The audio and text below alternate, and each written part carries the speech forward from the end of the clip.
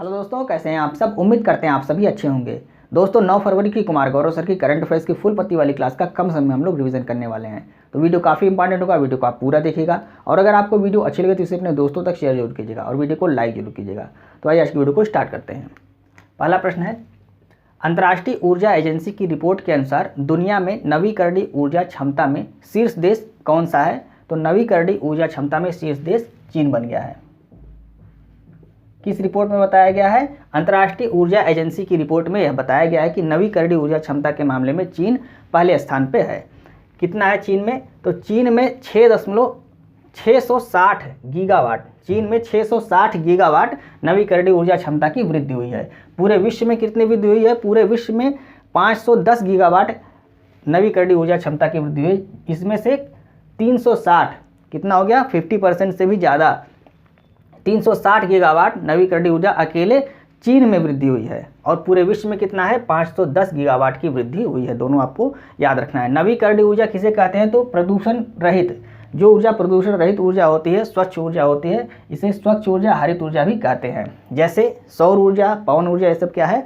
ये सब नवीकरणीय ऊर्जा है या हरित ऊर्जा है या इसे हम स्वच्छ ऊर्जा भी कहते हैं। ये गैर जीवाश्म ईंधन होते हैं। गैर जीवाश्म, जीवाश्म ईंधन कौन से होते हैं? तो कोयला हो गया, डीजल हो गया, पेट्रोल हो गया, ये सब जीवाश्म ईंधन है। इसको भी आपको नोट कर लेना है। दूसरे स्थान पे कौन है? दूसरे स्थान पे यूरोप है, तीसरे स्थान पे अमेरिका है। भारत में पिछले 5 वर्षों में यानी कि 2017 से लेकर 2022 के बीच में 91 गीगावाट नवीकरणीय ऊर्जा क्षमता की वृद्धि हुई है। यह भी आपको नोट करना है। पूरे विश्व में 2030 तक नवीकरणीय ऊर्जा का लक्ष्य कितना निर्धारित किया गया है? 11,000 गीगावाट निर्धारित किया गया है। इसको कहाँ पर निर्धारित किया गया था? तो COP28, जो COP28 की बैठक हुई थी, कहाँ पर? UAE में, यहीं पर इसको निर्धारित किया गया था। PM सर्वोदय योजना, इसको कब स्टार्ट किया गया? तो इसको 22 जनवरी 2024 को इसको स्टार्ट करने की घोषणा प्रधानमंत्री मोदी द्वारा की गई थी। इसमें 1 करोड़ परिवार की छतों पर सोलर पैनल लगाए जाएंगे और इसके द्वारा एक माह में 300 यूनिट बिजली मुफ्त उनको मिल सकेगी। यानी कि सोलर पैनल जब लगाया जाएगा तो एक महीने में 300 यूनिट बिजली जिन परिवारों के छत पर सोलर पैनल लगाए जाएंगे उनको मुफ्त मिल सकेगी। तो ये आपको नोट कर लेना है। नेक्स्ट प्रश्न है, हाल ही में RBI ने रेपो रेट कितनी निर्धारित की है? 6.5% रेपो रेट निर्धारित की है। ये जितनी पहले थी उतने ही अभी भी है, इसमें कोई परिवर्तन नहीं हुआ है। कौन जारी करता है रेपो रेट? तो मौद्रिक नीति समिति द्वारा इसको निर्धारित किया जाता है। मौद्रिक नीति समिति की स्थापना 27 जून 2016 को इसकी स्थापना हुई थी। किस समिति की सिफारिश पर? तो उर्जित पटेल समिति की सिफारिश पर इसकी स्थापना हुई थी और इस समिति में कुल 6 सदस्य थे, जिसमें 3 RBI के सदस्य थे और 3 सरकार के सदस्य थे। कुल 6 सदस्य थे और इसमें अध्यक्ष कौन थे? RBI के गवर्नर इसमें अध्यक्ष होते हैं। तो कौन थे अध्यक्ष? उर्जित पटेल अध्यक्ष थे उस समय। तो इनको अध्यक्ष बनाया गया था। तो इनकी अध्यक्षता में जो कमेटी गठित हुई उसी की सिफारिश पर मौद्रिक नीति समिति की स्थापना 27 जून 2016 को की गई थी। कार्य क्या है इसका? मुद्रास्फीति की दर को 4 ± 2% तक निर्धारित रखना, यानी कि इसको बैलेंस बना के रखना। 4 ± 2 मतलब 4 में 2 ऐड करेंगे तो 6 हो जाएगा और 4 में 2 घटाएंगे तो 2 हो जाएगा। यानी कि 2% से लेकर 6% के बीच में जो मुद्रास्फीति है इसको निश्चित करना, निर्धारित करना, ये इसका कार्य होता है। और प्रत्येक 2 माह में यह अपनी रिपोर्ट जारी करता है, यानी कि 1 वर्ष में कुल 6 बार यह रिपोर्ट जारी करता है। तो ये आपको नोट कर लेना है। रेपो रेट क्या होता है? तो रेपो रेट को पॉलिसी दर और नीति दर भी कहा जाता है। रेपो का फुल फॉर्म क्या होता है? रीपर्चेज ऑप्शन, ये रेपो का फुल फॉर्म होता है। अब रेपो रेट होता क्या है इसको हम समझ लेते हैं। तो RBI, आप सभी जानते हैं RBI और बैंक। तो बैंकों का बैंक किसको कहते हैं? RBI को कहते हैं। तो बैंक के पास जब पैसों की कमी हो जाती है तो बैंक क्या करता है? RBI से उधार लेता है। तो बैंक RBI से जब उधार मांगता है तो RBI जिस दर पर बैंक को उधार देती है, RBI जिस दर पर बैंक को उधार देती है उसी को क्या कहते हैं? उसी को रेपो रेट कहते हैं। इंपॉर्टेंट पॉइंट है, आपको याद रखना है। RBI की स्थापना कब हुई? RBI की स्थापना 1 अप्रैल 1935 को हुई। किस अधिनियम से? 1934 के अधिनियम से इसकी स्थापना हुई थी और इसका राष्ट्रीयकरण 1 अप्रैल 1949 को इसका राष्ट्रीयकरण किया गया। किस कमेटी की सिफारिश पर? तो यंग हिल्टन आयोग की सिफारिश पर, या इसको शाही आयोग भी कहते हैं। इस आयोग की सिफारिश पर RBI की स्थापना 1 अप्रैल 1935 को की गई थी। उम्मीद करते हैं आपको वीडियो अच्छी लगी होगी। अगर आपको वीडियो अच्छी लगे तो आप वीडियो को लाइक कर दीजिए और इसे अपने दोस्त तक शेयर जरूर कीजिएगा। और अगर अभी तक आपने चैनल को सब्सक्राइब नहीं किया है तो प्लीज़ आप चैनल को सब्सक्राइब भी कर लीजिएगा। आइए हम नेक्स्ट प्रश्न को डिस्कस करते हैं। तीसरा प्रश्न है, 7वें हिंद महासागर सम्मेलन का आयोजन कहाँ पर होगा? ऑस्ट्रेलिया में इसका आयोजन किया जाएगा।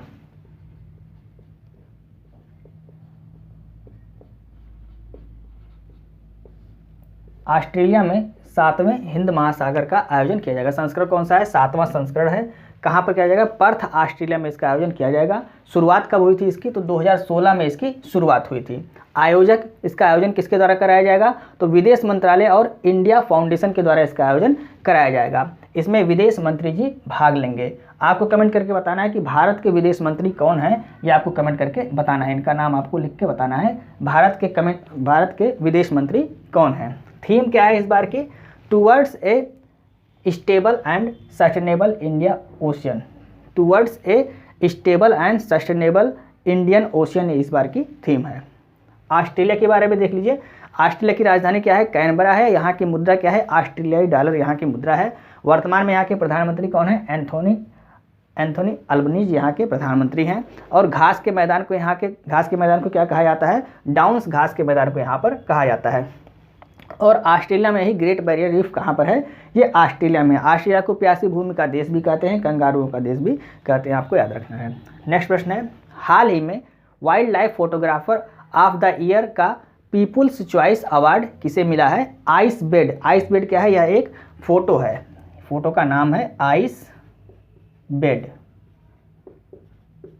आइस बेड क्या है? यह एक फोटो है और इसको हाल ही में wild life photographer of the year का पीपुल्स चॉइस अवार्ड दिया गया है। यह बर्फ पर सोते हुए ध्रुवीय भालू की फोटो है जो नॉर्वे में खींची गई है। कहाँ पर खींची गई? नॉर्वे में खींची गई। किसके द्वारा खींची गई है? तो फोटोग्राफर कौन है इसमें? तो इनका नाम भी आपको याद रखना है, नीमा सारी खानी। ये इंग्लैंड की हैं। इनके द्वारा यह फोटो खींची गई है। कहाँ पर खींची गई? नॉर्वे की फोटो है, आपको यह भी याद रखना है। और फोटो का नाम क्या है? Ice bed. इसको ही पीपुल्स चॉइस अवार्ड दिया गया है।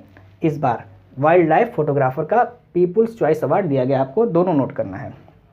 फोटोग्राफर का नाम भी आपको नोट कर लेना है। वैजयंती माला जी को भी हाल ही में कौन सा पुरस्कार दिया गया 2024 में? तो पद्म विभूषण पुरस्कार 2024 से सम्मानित किया गया है। ये भरतनाट्यम से संबंधित है। मिथुन चक्रवर्ती जी को पद्म भूषण पुरस्कार 2024 से सम्मानित किया गया है। रोहन बोपन्ना, ये टेनिस के खिलाड़ी, इनको पद्मश्री पुरस्कार 2024 से सम्मानित किया गया है। और अभी हाल ही में इन्होंने डबल्स में खिताब भी जीत लिया ऑस्ट्रेलियन ओपन का, इसको भी आपको नोट करना है। मोहम्मद शमी ये क्या है? ये क्रिकेटर हैं और इनको अर्जुन अवार्ड दिया गया है। दिव्यकृति सिंह, ये महिला घुड़सवार हैं और इनको भी हाल ही में अर्जुन अवार्ड दिया गया है। नेक्स्ट प्रश्न है, हाल ही में इसरो ने ड्रोन पायलटों के प्रशिक्षण और ड्रोन पोर्ट निर्माण के लिए किससे समझौता किया है? तेलंगाना से समझौता किया गया है।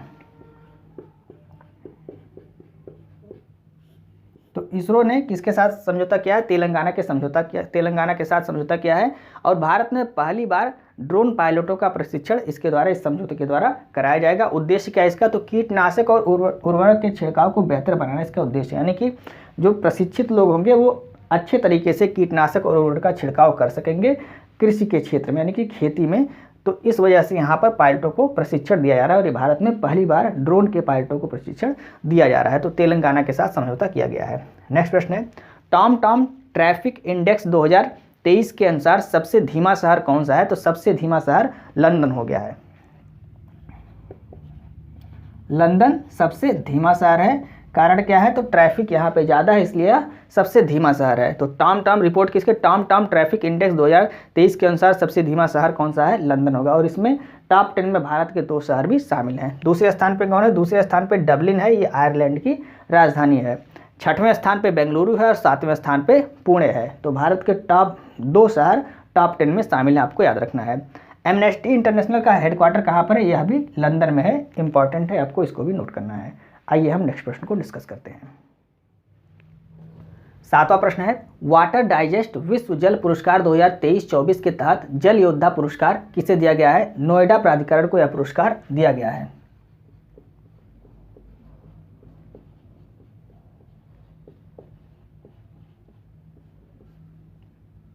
नोएडा प्राधिकरण को यह पुरस्कार दिया गया है।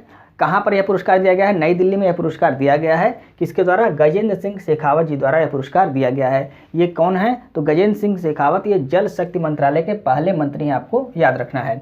यह पुरस्कार यूनेस्को और भारत सरकार द्वारा दिया जाता है।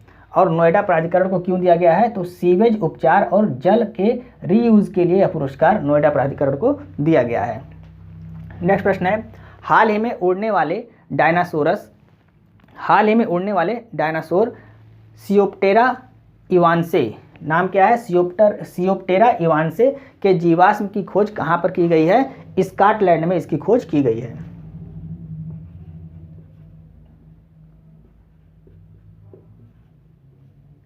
स्कॉटलैंड में उड़ने वाले डायनासोर नाम क्या है? सियोप्टेरा इवांसे, इसकी खोज की गई है। कहाँ पर? स्कॉटलैंड में इसकी खोज की गई है। यह 65 मिलियन वर्ष पुराना डायनासोर का अवशेष प्राप्त हुआ है, यानी कि 65 मिलियन वर्ष पूर्व डायनासोर पाए जाते थे।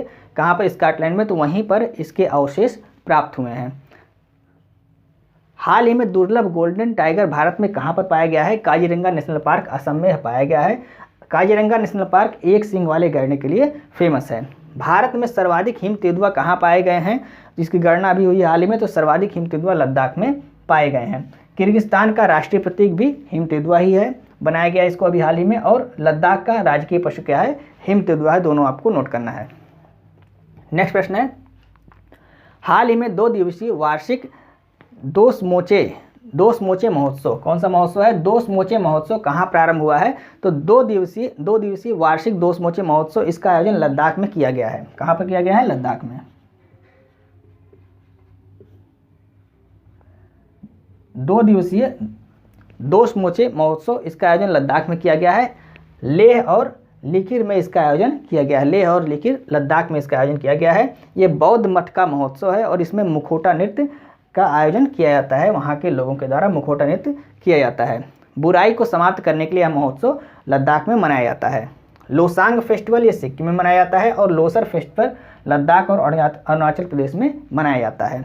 नेक्स्ट प्रश्न है, हाल ही में केंद्र सरकार ने मोबाइल स्वास्थ्य पहल किलकारी और मोबाइल अकादमी कहाँ प्रारंभ की है? महाराष्ट्र और गुजरात में इसको स्टार्ट किया गया है।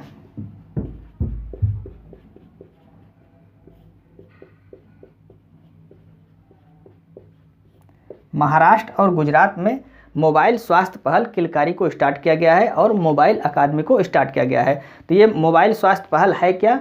तो गर्भवती महिलाओं की दूसरी तिमाही से लेकर बच्चे के जन्म के 1 वर्ष बाद तक इसमें कुछ ऑडियो दी गई हैं कि उनके स्वास्थ्य को ठीक रखा जा सके। उसके लिए मोबाइल स्वास्थ्य पहल जो स्टार्ट की, इसमें कुछ ऑडियो मैसेज, कितने ऑडियो मैसेज हैं? 72 ऑडियो मैसेज हैं। और इसमें एक काल्पनिक डॉक्टर भी बनाई गई जिसका नाम क्या है? अनीता इसका नाम है।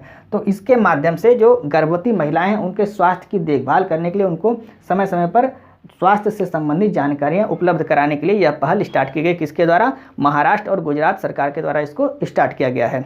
केंद्र सरकार के द्वारा स्टार्ट किया गया। कहाँ पर? महाराष्ट्र और गुजरात में इसको स्टार्ट किया गया है। मोबाइल स्वास्थ्य पहल किलकारी को आपको याद रखना है। और मोबाइल अकादमी को भी यहाँ पर स्टार्ट किया गया है। तो ये थी फुल पट्टी वाली क्लास के 10 महत्वपूर्ण प्रश्न, जिसको हमने कम समय में आपको रिवाइज कराने की पूरी कोशिश की। उम्मीद है आपको वीडियो अच्छी लगी होगी। यदि आपको वीडियो अच्छी लगी है तो आप इसे अपने दोस्तों को जरूर शेयर करें और वीडियो को लाइक और सब्सक्राइब करना ना भूलें।